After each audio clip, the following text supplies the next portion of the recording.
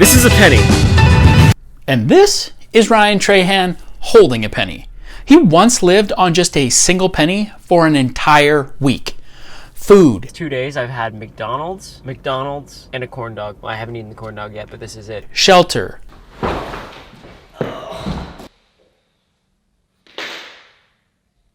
Transportation. I literally almost said, screw the bike. Here we go. I am Bike King.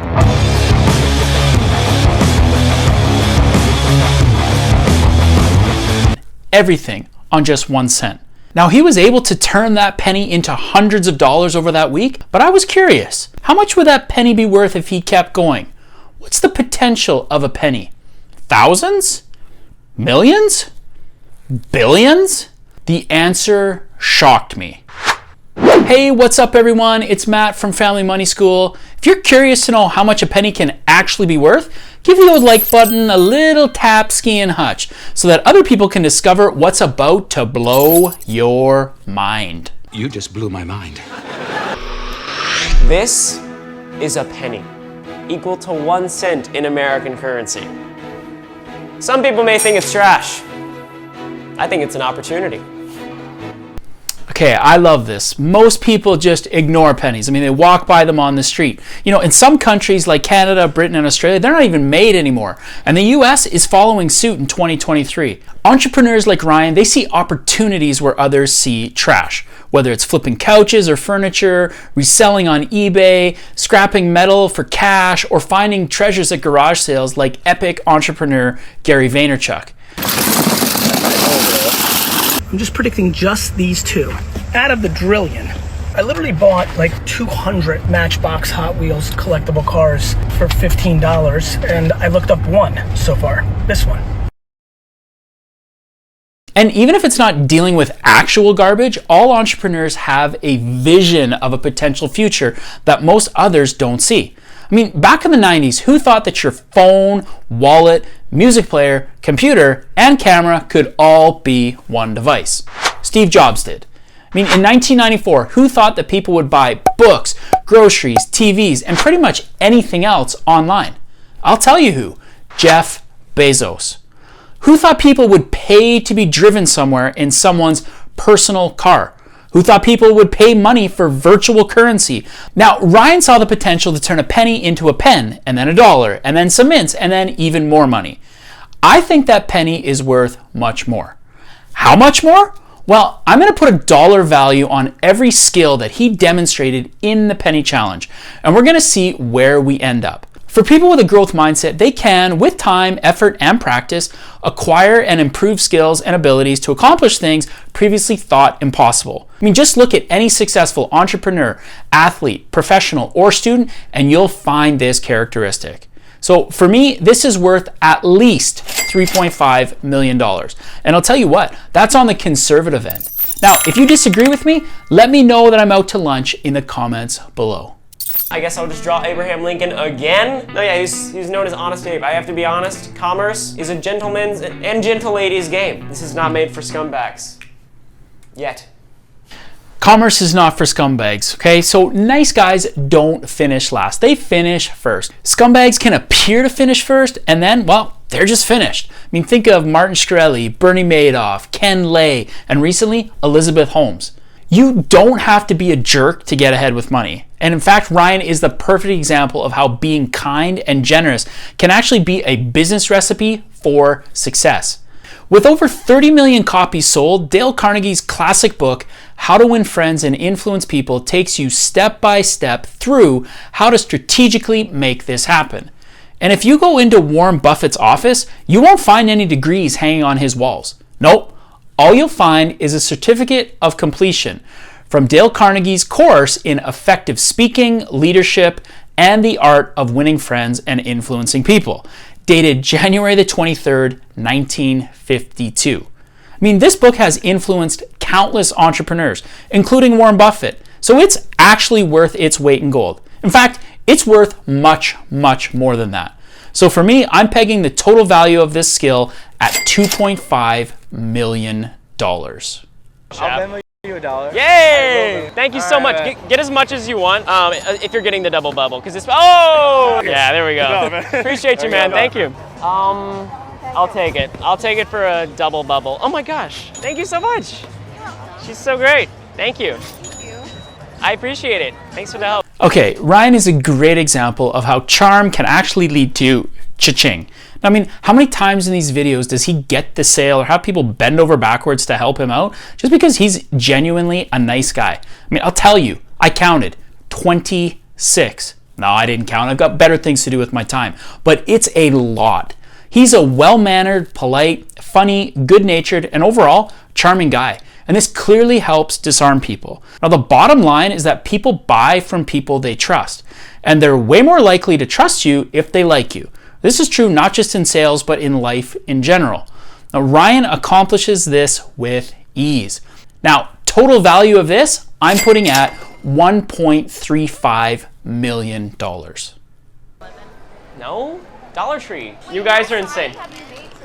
We're at like 22 bucks. Well, actually 23, 24 bucks. Oh, 50 cents. Here we go. Thank you so much. Who is he? Who is he? Oh, he's on YouTube. Oh, that's cool, I guess. Well, as someone who works with teenagers, let me tell you, that's teenager for OMG, that is amazing. I can't believe we actually met him. Selfie. No, you're the 1 cent guy. Oh, you're the 1 cent guy. Where did she come from? How did she know I was doing this? I don't know how to answer that question.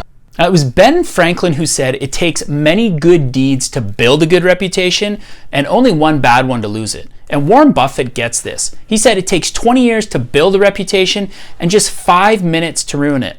Now, if you think about that, you'll do things a lot differently. Now, the good book says that a great reputation is worth more than riches, silver or gold. So it's really hard to put a dollar amount on this. But if we did, I'd have to say that it's worth around $4.75 million. I'm selling mints. Okay. 2 for $1. I don't know how many you want, or if you want them at all, but I haven't made a sale yet. Okay. You could be the first. You'll buy some? Yeah. Pay attention here to which demographic he focuses on. He goes to teenage and young adult girls, who he knows his message will resonate with. Older people in general, not so much. I mean, they just look at him like he's a bit crazy. And the older they are, the crazier they seem to think he is.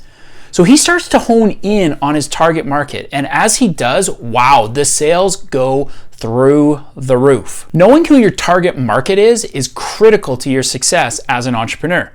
Ask any business coach and they'll talk about finding your ideal customer. I mean, fail to do that and your message will fall flat. As master marketer Seth Godin says, everyone is not your customer. So find out who is and you'll make lots of money. Total value for this, $2 million. Okay, so he's also meeting customers where they're at. I guess we'll just follow her. That cost me $2. That's like my net worth. If you could help me out, I mean, I'm having a hard time selling these. I have Venmo if you have Venmo or Cash App. I'll Venmo you $1. Yeah. I mean, he's obviously rolling in a high traffic part of town, lots of people, lots of foot traffic, lots of disposable income, people who'd be willing to blow money on candy. I also love how he's using Venmo to accept payment. Okay, he's making it super easy for people to buy. Successful businesses make use of this all the time. So you can check out my video above on how Amazon makes paying super easy. In fact, they make it a little too easy. Making it easy for customers to do business with you is super important. So I'm gonna peg the lifetime value of this at $750,000. I wanna know what y'all's favorite candy is. Peanut M&M. Yeah, I'm a peanut M&M type of person. Yeah. If I can somehow like conserve the chocolate's temperature. You know what Sour watermelon patch. The Sour Patch Kids watermelon. So You'll good. get so many people to get those. Those make me cry when they're so good. I'm walking to Dollar General, so. He's talking to his customers, he's asking them what they want, and then when they tell him, he's actually giving it to them. Now, business can really be this simple. I mean, he doubles his profit just by asking, listening, and then actually giving his customers what they want. Now, this is right up there with finding your ideal customer. If you're not actually giving them what they want, you're not going to make any money. Now, Phil Knight, the founder of Nike, had a vision to have running shoes on the feet of every person in the country. Now, at the time, it seemed ludicrous. I mean, the only people who wore running shoes were runners. But he knew what they wanted before they even did. They wanted comfortable shoes. And so he created the market for that product. Now, this blue ocean strategy where you create a brand new market is invaluable. I mean, think Nike, Starbucks, Apple. I mean, these companies created brand new markets for their products and made billions from them. Finding a blue ocean strategy would be nice, but it's a lot easier said than done. So let's peg the value of giving your customers what they want at the same level as determining who your ideal customer is, at that same $2 million level. As soon as other people saw the joy coming from this box right here, they started throwing money at me. Okay, so as soon as people saw the joy coming from this box right here, they started throwing money at me. This is the heart of business. Give people joy and they will pay you. I mean, whether that's entertaining them, solving a problem, making them forget about their problems, or feeding them, it doesn't matter. Help people feel joy and get paid. It really can be that simple. Value here, $2.5 million. Okay, so the plan is, we just came up with this crazy idea. We're gonna try our luck at a lottery ticket. Big risk, big reward. Oh, big risk, big reward. I gotta tell you, those are the famous words of poor people. He goes from consistently hitting singles, small successes that will compound over time into incredible growth, to trying to hit a grand slam. And it's not a coincidence that oftentimes the best home run hitters are also the ones that strike out the most. Now, it's okay to try and hit a home run every once in a while, but you should never put yourself in financial danger by doing so. All right, Texas Lotteria, baby. Let's go. This is the most Texas thing I've ever seen. This is Armadillo Corn. Hey! Scratch. Wait, what? Oh, wait. We have to scratch this first. Scratch only the symbols on the playboard that match the symbols revealed. Well, I already messed up because I did the armadillo. If you reveal a complete row or column or diagonal line, win the prize for that line. I don't get it. Just scratch all. They're literally just the same thing underneath. What's the point? We just got ripped off, dude. We just got ripped off. Oh man, I got ripped off. Okay, this is classic trying to hit a home run using a financial tool you don't really get. I mean, if you don't understand how a financial instrument works, either learn or run away like Forrest Gump. So I'm talking things like crypto, NFTs, options, short selling, Forex. I mean, for me, I've recently been trying to understand this whole NFT craze. I've been doing tons of research, lots of learning and studying, figuring out how it all works. And if I think it's something that is legit for me, and if it's something I believe could be a great investment, I'll move in and pull the trigger. But I haven't done so yet. And I won't until I actually understand what I'm buying. Now, if you don't understand how an investment or a financial product works, stay away. Okay, this could be worth a lot, but if we're playing the odds, this type of financial behavior usually has a negative impact. Striking out financially can put you in a financial stranglehold and cost you millions of dollars. So the financial cost for this, using financial products that you don't understand, we're pegging at a loss of $3.75 million. That's a good presentation too. Yeah, really good presentation. The other things we need is the actual lemonade, and we need cups, paper cups, and a red marker. So I think we can make our budget about $6 more maybe. You guys see any bulk cups? To be a successful entrepreneur, you need to invest back into your business. And he's not afraid to take his profits and invest them into a better experience for the customer. But he's strategic in what he's spending. He's not rushing into things. He's thinking it through to use the dollars to their full advantage. He's got a budget that he's sticking to. When I started my site, Family Money School, I did it on the cheap. I tried to learn as much as I could so that I could do pretty much everything on my own, whether it was web design, writing, email marketing, designing the courses, hosting them, basic coding, all sorts of things. And when it comes to YouTube, I've invested there too. I've bought courses, I've got a great camera, I've bought lighting, a teleprompter, all things designed to help my viewers have a better overall experience. But people often overvalue how much of a return on investment they'll get from investing back into their business. I mean, recording with a new camera or editing with a new computer isn't going to 10x your profit. So don't overinvest. I mean, you're bootstrapping this thing, baby, so you have to be lean and mean. So the financial value of investing back into your business, I'm pegging at $1 million.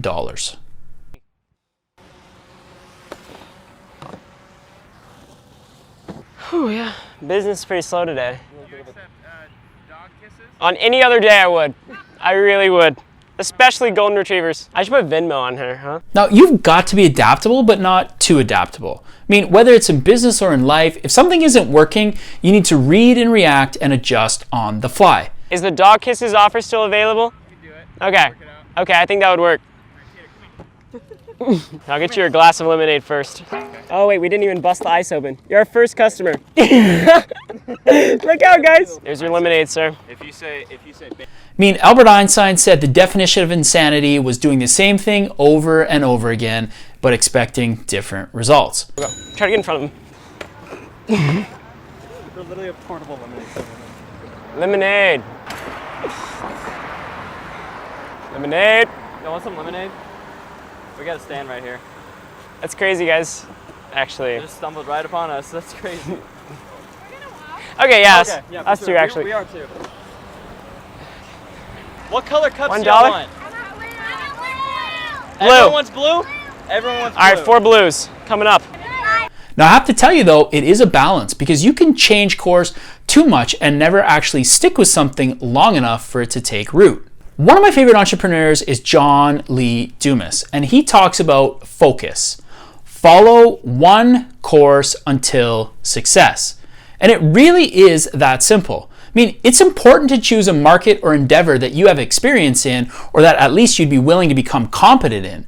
But once you've identified your niche, it's essential to cut out irrelevant activities and ideas. Shiny new object syndrome, well, it's a real thing, and we've all fallen victim to it at some point. It's tempting to try to hop from one opportunity to another when you see other entrepreneurs around you having success in different endeavors. Unfortunately, Juggler's Law states that if you try to juggle too many things, I mean, a YouTube channel, Instagram account, an e-commerce store, video editing, online course development, and whatever else, you're going to drop everything. So as an entrepreneur living in a time of countless opportunities, focus. Following one course until success is more important now than ever. Now, John Lee Dumas has a book called The Common Path to Uncommon Success. And I have to tell you, it's among the most valuable books that you could ever read as an entrepreneur. I mean, among a lot of other things, it teaches people the critical steps that successful entrepreneurs take to achieve uncommon success. It dispels any doubts and fears you're currently facing, and it provides a clear path to financial freedom and fulfillment. While hustling is glorified in the startup world, activity is often unrelated to productivity. You know, the most successful entrepreneurs often aren't the most active ones. They're the most focused. Now, if you want to check out John Lee Dumas' book, you can check out the link below.